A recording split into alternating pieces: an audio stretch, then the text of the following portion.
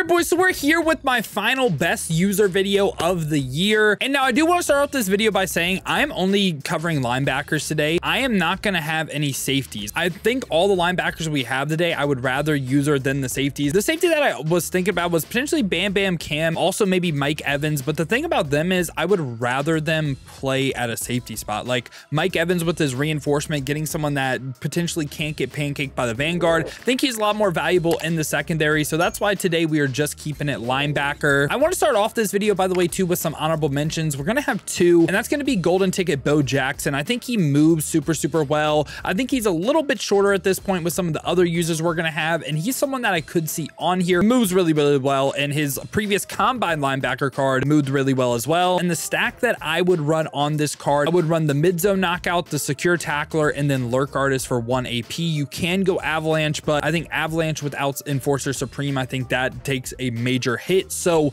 yeah, that's why Bo's here. I just think he's a little bit shorter and doesn't get like a crazy X factor at this point. Someone right with him, Patrick Willis, very similar thoughts. I think they both move super well, and he's 6'1", 99 speed. They're basically, I don't want to say the same card, but I think very similar things of them. And again, I would run that exact same stack, just mid-zone knockout, tackle supreme, and lurk artist for 1 AP. That's the stack I would run on Patrick Willis. So those two are my honorable mentions. Now at number 10 right here, we have a personal favorite Dill card, and he's a Bill. Kind of crazy this year. I've had a couple of cards like the Stephon Diggs weekly wild card, the Dalton Kincaid card, Terrell Bernard, James Cook. A lot of Bills creeping into some of my favorite cards, but Terrell Bernard right here, he has two weaknesses, I would say.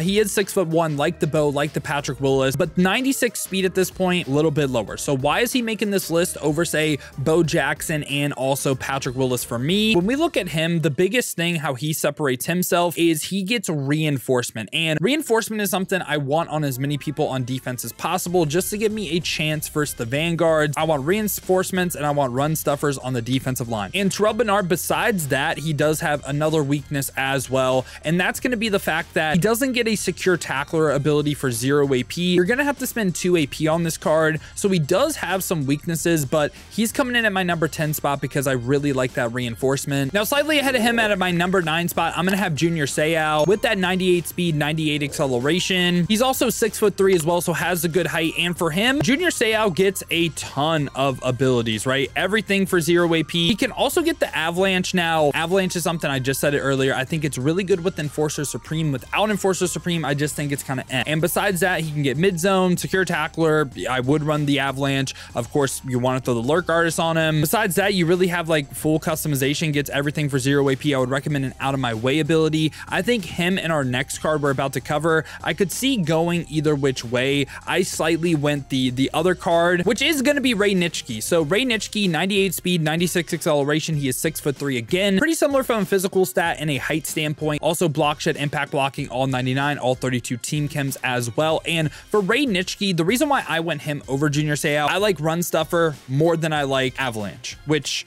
again, you may disagree with, but he can also get avalanche too if you wanted it. But I would go mid-zone, tackle supreme, lurk artist, 1 AP on him, which why I'm going mid-zone on a user, by the way, too. I should have talked about this sooner. Putting your user in a zone like a hook curl, a vert hook, whatever, he can get knockouts that otherwise they wouldn't. So I think that's super valuable as well. And I went Ray Nitschke over Junior Seau because of that run stuffer. Now, after that, we have 2 cards back to back that are literally strict users. And what I mean by that is, right, so the other cards we covered so far, if they are an AI linebacker, they can still be pretty damn good. These 2 cards that we're about to cover, I don't want to say I don't know how to feel about them, but it's like they're really great in certain defenses, like whether it be a 6'1", whether it be, say, 3-3 Cub, whether it be pretty much you have one linebacker in the middle, that is your guaranteed user every single play. It's not like a nickel normal, a big nickel over G, a dollar where sometimes maybe you want to use the other linebacker, you know what I'm saying? So TJ Watt right here, one of the base 99 speed linebackers, and has like 99 every physical stat, 6'4" height as well, so has some good height. And on TJ Watt as well, his abilities are like coverage player or user. This is a player that if you want to run the avalanche, I would go Enforcer Supreme, avalanche, lurk artist, and he's an avalanche user. He's one of my favorite ones in the game. I think that's his role right there. And right ahead of him is going to be Kayvon Thibodeau. I have the same exact thoughts on TJ Watt. If you're not using these cards, I think they're kind of just like eh. So Kayvon Thibodeau, why he's here, 99 speed, 6'4", so again, tall,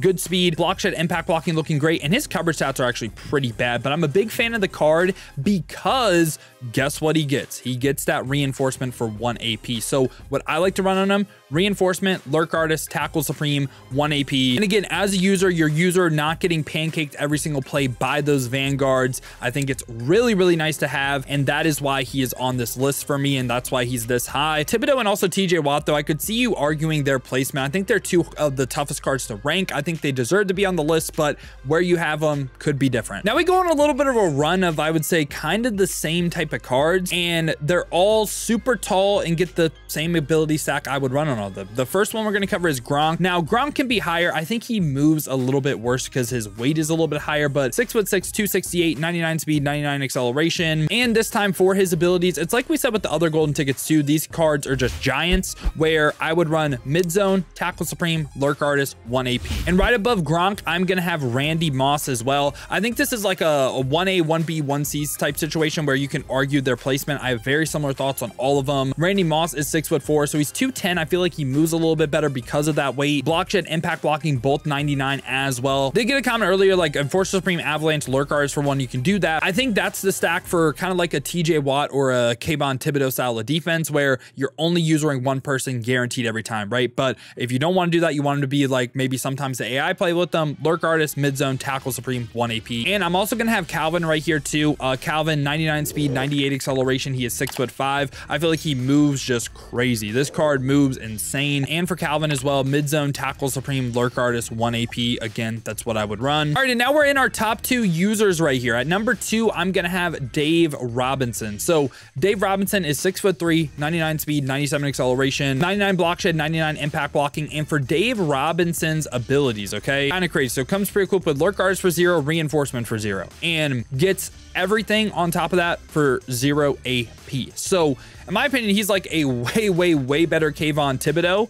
And I already talked about how high I am on Thibodeau, right? So what I would run on him, I'd for sure like get a tackle supreme up in there. You really only need a mid zone knockout as well for like reaction time and stuff. And you could throw like deep rock. You could throw man KOs on him if you wanted to. Like you have a lot of customization of what you can do with this card. As a pure user, really all you need is the lurk artist, the mid zone. He's good to go, and the tackle supreme, of course. So yeah, Dave Robinson, one of my favorite cards in the game. He is actually insane. And at number 1, I feel like there really wasn't a great debate. Now, when I first was trying out this card, I was really worried about the 370. Like, I thought he was going to move terribly. I thought he was going to be just one of the most overrated cards, but after using him, he moves good. Like he doesn't move like Jordan Mailata that I personally wasn't a fan of. He can move, and he has 99 basically every single stat, and he comes equipped with Rowtech, Secure Protector, Evasive, Vanguard, whatever. That's all offensive abilities. For his abilities for defense, what I was running was tackle supreme,